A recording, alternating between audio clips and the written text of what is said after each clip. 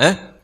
यह सब चीजें अपने आप में अगर देखी जाएं तो ये सब पुण्य और पाप से चला करती हैं। और कितना वह भाग्यवान स्थान होगा, कितना वो भाग्यवान माता पिता होंगे, कितने भाग्यवान वह जीव होगा जिसके माध्यम से यह 15 महीने तक लगातार इस तरीके से रत्नों की वर्षा होती। इसीलिए कहा जाता है कि उनके राज्य में कोई भी व्यक्ति गरीब नहीं रह जाता, दरिद्र नहीं रह जाता, दीनहीन दुखी नहीं रह जाता, सभी जगह सुख समृद्धि आ जाती है। ये इसी कारण से आ जाती है। आचार्यों ने तो यहां तक लिखा है कि इस धरती को एक नाम दिया जाता है रत्न गर्भा। समझ आ रहा है? तो वह रत्न गर्भा नाम इस धरती को तभी मिला जब तीर्थंकरों के जन्म के समय पर इस धरती पर इतने रत्न बरसे कि उसके गर्भ में, माने वो उठाने वाले नहीं है, इतने रत्न हैं कि वो अंदर चले गए, मिट्टी तक में समा जाते हैं। इसलिए उसका नाम हो जाता है रत्न गर्भा। ऐसा लगता है कि धरती रत्न उगल रही हो। समझ आ रहा है? हाँ, इतने रत्न मिलते हैं। अब आप सोचो, पूछ भी सकते हो, कई लोगों के मन में विचार भी आता है, वो रत्न गए कहां? क्या समझ आ रहा है? वो रत्न गए कहां? तो ध्यान रखो, जो चीजें जिसके पुण्य से उत्पन्न होती हैं वो चीजें उस पुण्यवान व्यक्ति के जाने पर भी चली जाती हैं, धीरे धीरे विलुप्त हो जाती हैं। चीजें सब समाहित हो जाती हैं, समा जाती हैं, आपको पता नहीं रहता कहां पड़ी हैं, पड़ी रह जाती हैं, लेकिन वो आपके काम में नहीं आती।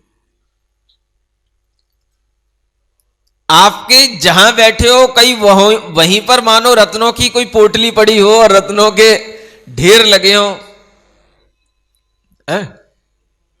ढूंढ रहे हो, लेकिन वो आपको पता नहीं पड़ेगा, मिलेगा नहीं।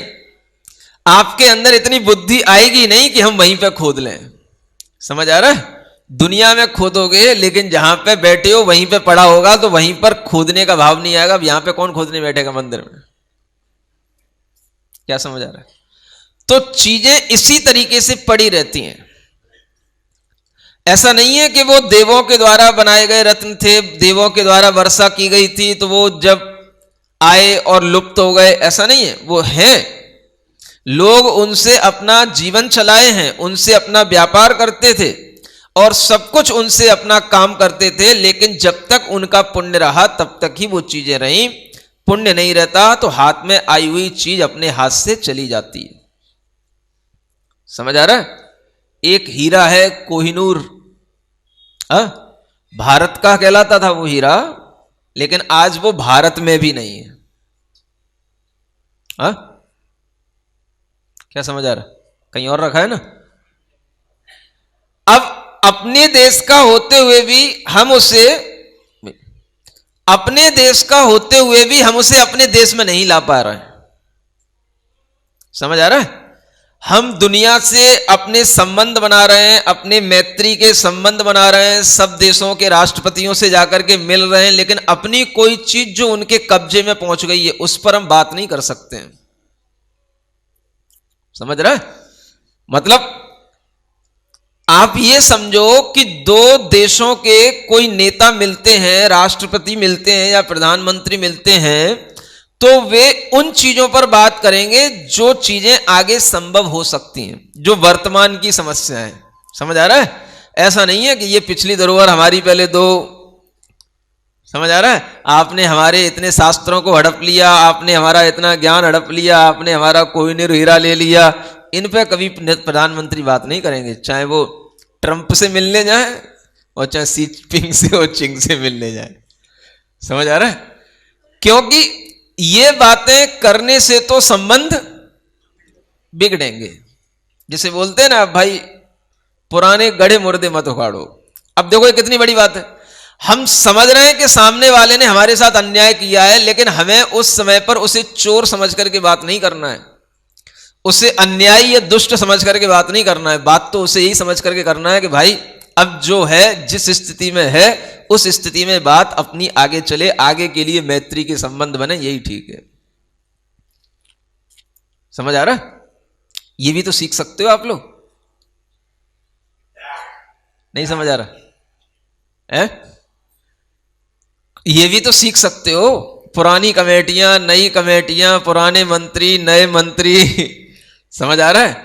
जब आपस में मीटिंग होती है, बैठते हैं, मिलते हैं, तो क्या करते हैं?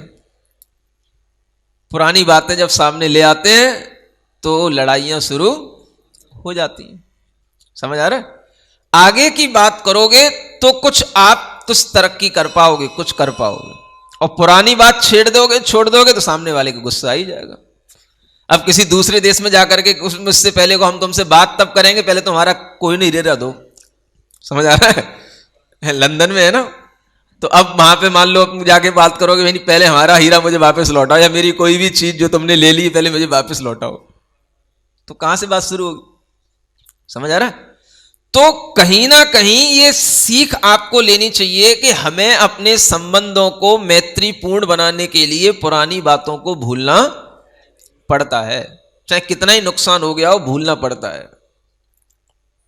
पति पत्नी में भी जब तक नोक झोंक होती रहेगी, स्थितियां बिगड़ती रहेंगी, जब तक कि पुरानी बातें सामने आती रहेंगी, और वही बात सामने आ जाती है। लड़ लेंगे, अलग हो जाएंगे, और अलग होकर के फिर मिलने की कोशिश करेंगे, फिर मिलने के लिए हाथ बढ़ाएंगे, और फिर जो है कोई ना कोई जिसने बात छेड़ दी पुरानी, तो वो फिर वहीं पे बात बिगड़ जाती है। क्या समझ आ रहा है? तो ये अपने अंदर एक समझदारी रहनी चाहिए कि जब हमें कोई संबंध बनाए रखना है या हमें उसको आगे मैत्रीपूर्ण तरीके से ले जाना है, तो हम पुरानी बातों को ना उखाड़ें। इसी को बोलते गड़े मुर्दे मत उखाड़ा करो। समझ आ रहा है? आज जो स्थिति है, परिस्थिति है, अब आगे आप क्या व्यवहार करोगे, आगे आप हमारे साथ में किस तरीके से कांटेक्ट करोगे, वो चीज अपने दिमाग में रहे तो आगे का संबंध बना रख सकता है, वो मैत्री बनी रह सकती है। इसलिए जो चीजें गुजर गई, हो गया, उन्हें भूलो। आपके पास में जितना है बस उतने में संतुष्ट रहो। रत्न कहां गए, कौन ले गया, हमें क्यों नहीं मिले, समझ आ रहा है? अब इसमें लड़ाई झगड़े मत पड़ो। वो तो जिसके साथ जाने थे वो सब चले गए, तुम अपना कमाओ, अपने सामने देखो तुम्हारे पास में क्या है। समझ आ रहा है? और अब वर्तमान में इतना अच्छा भाव बनाओ कि हम भगवान के कम से कम उस कल्याणक की महत्ता को तो शुद्ध भावों से समझ सकें, शुभ भावों से भगवान का कल्याणक की भावना तो समझ सकें। हाँ, तो इसी को बोलते हैं कि गर्व कल्याणक में और कुछ नहीं होता है। सबसे बड़ी विशेषता है ये रत्न वृष्टि की विशेषता। समझ आ रहा है? ये जन्मोत्सवे सकल लोक सुशांत वृत्ति, जब भगवान का जन्मोत्सव होता है तो सारे लोक में एक शांति छा जाती है। एक बहुत बड़ी देन ये होती है, भगवान के जन्म के समय पर तीन लोक में, माने देवों में तो चलो शांति रहती है, मनुष्य तिर्यंचों में भी क्षण भर के लिए शांति आ जाती है, लेकिन नरक में भी कहते हैं एक क्षण के लिए वहां पर भी शांति का वातावरण आ जाता है जब तीर्थंकर का जन्म होता है। समझ आ रहा है? इतना प्रभावशाली वो व्यक्तित्व होता है, इसलिए उसकी तुलना सामान्य व्यक्ति से कभी भी की नहीं जा सकती। समझ आ रहा है? जो ये ओशो जैसे दार्शनिक हुए हैं, समझ आ रहा है? सुने ना सबने नाम? हाँ, तो ये भगवान तीर्थंकर महावीर को भी एक सामान्य व्यक्ति के रूप में पेश किया है। हाँ, वो कहता है कि तीर्थंकर हैं, महावीर हैं, भगवान हैं, ये सब आपने बना रखा उनको, वो तो आपकी तरह सामान्य व्यक्ति थे। समझ आ रहा है? आपने उनको बड़ा बड़ा बना करके, बड़ी बड़ी बातें कर करके, बड़ी बड़ी कल्पनाएं कर करके बड़ा बना रखा, एक्स्ट्रा ऑर्डिनरी पर्सन आपने उनको बना दिया, वो तो बिल्कुल ही सामान्य व्यक्ति थे। समझ आ रहा है? तो उससे ये पूछा जाए कि तुमने ये कहां पढ़ा कि वो बिल्कुल सामान्य व्यक्ति थे, ऐसा कौन से शास्त्र में लिखा है? एक्स्ट्रा ऑर्डिनरी थे ये तो हम दिखा देंगे तुम्हें प्रमाण के कितने शास्त्रों में लिखा है, लेकिन सामान्य थे ये कौन से शास्त्र में लिखा है? उनके समय के कौन से ऐसे शास्त्र हैं जिनमें यह लिखा हो कि भगवान महावीर एक बिल्कुल सामान्य व्यक्ति थे? चलो जैन धर्म की बात छोड़ो, किसी बौद्ध धर्म के शास्त्र में, जो बौद्ध भी उनके समय के थे, हिंदू के किसी भी शास्त्र में लिखा हो कि वो बिल्कुल सामान्य थे? कहां से? एक तो प्रमाण आगम होता है और दूसरा अपना ज्ञान होता है, या फिर आपको कौन सा दिव्य ज्ञान हो गया जो आपको दिख गया 2000 वर्ष पहले का कि वो बिल्कुल सामान्य थे। समझ आ रहा है? तार्किक व्यक्ति हमेशा हर बात को लॉजिकली ही पूछता है और उसका लॉजिकली आंसर चाहता है। अब ये कोई उससे पूछने वाला नहीं है, उसने जो कह दिया बस। जैनियों के भी दिमाग फिर गए उस टाइम पे। समझ आ रहा है? जैनी भी प्रवचन सुनते हैं उसके, हाँ, क्योंकि वो भी जैन ही था वैसे जाति से, वो रजनीश जैन नाम था उसका।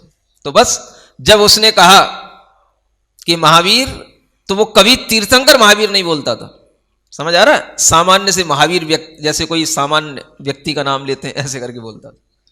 समझ आ रहा है? और लोग उसको पढ़ते हैं, सुनते हैं, और जब महावीर भगवान के बारे में क्या बोला तो सब तरीके की जो उसकी बातें हैं, अपने चिंतन में जो उसको आए उसने सब बोला, लोगों ने सब सुना। तो कहने का मतलब यह है कि हर व्यक्ति भगवान को, तीर्थंकर को, उनकी महिमा को पचा नहीं पाता है। और खास तौर से वह व्यक्ति जो खुद अपने आप को महिमा मंडित करना चाह रहा हो, वो दूसरे की महिमा गाएगा तो उसकी महिमा को कौन गाएगा? समझ आ रहा है?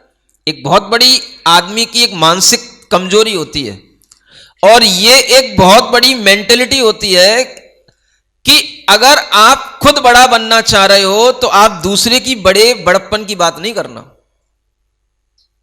समझ आ रहा है? एक बहुत बड़ा आपको एक मानसिक मनोविज्ञान बता रहा हूं। बड़े लोगों की ये बात होगी, आप समझना, हमेशा देखना, जो खुद बड़ा बनना चाहेगा वो कभी अपने से किसी को बड़ा बना करके दूसरे के सामने प्रस्तुत करेगा तो लोग उस पर ध्यान देंगे, उस पर ध्यान नहीं देंगे। इसलिए उस दार्शनिक ने अपनी महत्ता बनाए रखने के लिए वो महावीर भगवान को भी उसने बिल्कुल सामान्य रूप में प्रस्तुत किया। समझ आ रहा है? ये बात है। इसलिए देखो कि दुनिया में शास्त्र भरे पड़े हैं भगवान तीर्थंकरों के गुणगान से, महिमा से, और उसे वह बिल्कुल बातें सामान्य दिखाई देती। सामान्य होने का मतलब इतना ही है, जैसे आप पंचेंद्रीय मनुष्य हो, वो भी पंचेंद्रीय मनुष्य थे। आपके पास में मन है, उनके पास में मन है। जैसे आपका गर्भ से जन्म होता है, उनका गर्भ से जन्म होता है, लेकिन हर चीज में कुछ ना कुछ स्पेशल तो होता है। वो स्पेशलिटी क्या क्या चीजों में होती है वो उसे स्वीकार नहीं है। समझ आ रहा है? आगे वो चीजें और बताई जाने वाली हैं। ये जो 10 प्रकार के जन्म के गुण हैं, मतलब आगे जो आने वाले हैं जन्म के 10 प्रकार के गुण हैं, ये बड़े स्थूल रूप से बताए जाने वाले गुण हैं, लेकिन सूक्ष्म रूप से और भी अनेक गुण होते हैं जिनको गुणने में कोई भी समर्थ नहीं होता है। तो एक गर्भ के बाद में जब जन्म कल्याणक आता है तो जन्म कल्याणक में क्यों उनके जन्म कल्याणक की विशेषता होती है? कुछ ऐसी चीजें हैं जो केवल उन्हीं में पाई जाती हैं और दूसरे लोगों में नहीं पाई जाती। उसी को जन्म के 10 अतिशय कहा जाता है। समझ आ रहा है? इस काव्य में ये जन्म के 10 अतिशय लिखे हुए हैं। अगला काव्य पढ़ते हैं। निस्वेदतास्ति वपुषो मलशून्यताते स्वाद्याकृतिः परम संहननं स्वरूपं सौलक्ष्य सौरभमपार समर्थता च सप्रीति भाषणमथा समदोग्ध रक्तम। स्वेद रहित है, निर्मल है तनु, परमौदारिक सुंदर रूप। प्रथम संगनन पहली आकृति, शुभ लक्षण युत सौरभ कूप। अतुलनीय है शक्ति आपकी, हितमित प्रिय वचनामृत है। दुग्ध रंग समरक्त देह का 10 अतिशय परमामृत है। ये 10 अतिशय कहलाते हैं। अतिशय का मतलब ही होता है जो दूसरों के पास में न हो, दूसरों से जिसकी कोई सिमिलरिटी न बने, अन्य से जो अलग हट करके हो, उसी को अतिशय कहते हैं। ऐसे ये 10 अतिशय जो भगवान के गर्भ के बाद जो उनका जन्म होता है, उस जन्म के समय पर उनके शरीर में होते हैं, उस बालक अवस्था में, वो 10 अतिशयों को यहां एक साथ एक काव्य में लिखा गया है। समझ आ रहा है? 4 लाइन का एक काव्य होता है, और 4 लाइन के एक काव्य में 10 अतिशयों को लिख पाना अपने आप में हमारे लिए तो कठिन बात थी, लेकिन भगवान की भक्ति के प्रभाव से वो कठिन भी सरल हो गई। समझ आ रहा है? ये मन में भाव आया था लिखते समय कि 10 अतिशयों को लिखने के लिए क्या 10 छंद बनाने पड़ेंगे? फिर तो बहुत बड़ा काव्य हो जाएगा। तो भगवान के स्तुति फिर और आगे जो करना है वो कैसे होगी? तो वो सब भक्ति करने के प्रभाव से, भगवान के द्वारा दिए हुए उस पुण्य ज्ञान से ही ये संभव होता है कि एक काव्य में 10 प्रकार के अतिशय आ गए। आप अगर 4 लाइनें चाहे हिंदी की ध्यान में रख लें, चाहे संस्कृत की ध्यान में रख लें, तो आपको भगवान के जन्म के 10 अतिशय हमेशा याद बने रहेंगे, और आप अपने बच्चों को भी इन्हें याद करा सकते हो। समझ आ रहा है? बच्चों को इसलिए याद कराना चाहिए कि जो बच्चे तीर्थंकर सदृश बच्चों की बातें सुनेंगे, उनके पुण्य की वृद्धि होगी। समझ आ रहा है? बच्चों को हम जैसे पहले नानियां रानियों की कहानी सुनाते थे, राजा की कहानी सुनाते थे, वैसे आज आपको बच्चों को तीर्थंकरों की बातें सुनाना चाहिए कि बेटा, जब तीर्थंकर बालक होते हैं तो उनके पास में ये विशेषताएं होती हैं। तो बच्चे बच्चे की बात को सुनकर के कुछ अपने अंदर उनके प्रभाव में आएंगे, और उसके माध्यम से उनके अंदर एक पुण्य भाव आएगा, तीर्थंकरों के साथ जुड़ने का उनके अंदर भाव आएगा। लेकिन जब मम्मी को ही नहीं मालूम होगा तो बेटे को कैसे करेगी?